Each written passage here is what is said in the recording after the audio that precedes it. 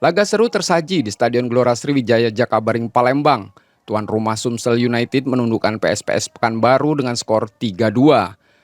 Sumsel United sempat 2 kali tertinggal namun mampu bangkit melalui gol Juninho Cabral dan Kahar. Meski bermain dengan 10 pemain, gol Diego Daloka menit ke-90 memastikan kemenangan tim asuhan Neil Maizar. Kayaknya ada semacam, nggak tahu saya, mungkin agak tegang seperti apa, tapi teman-teman tadi dia ngakuin dia bilang salah, ya itu besok kita perbaiki, nggak boleh terjadi. Tapi alhamdulillah teman-teman ini pemainnya mentalnya memang mental perang. Saya sampaikan untuk lebih kuat lebih pegang bola, nggak usah buru-buru, tapi pemain justru memberikan peluang untuk lawan tersebut. Hasil ini membawa Sumsel United naik ke peringkat 2 klasemen sementara dengan 27 poin dari 15 pertandingan. Nur Muhammad, Kompas TV, Palembang, Sumatera Selatan.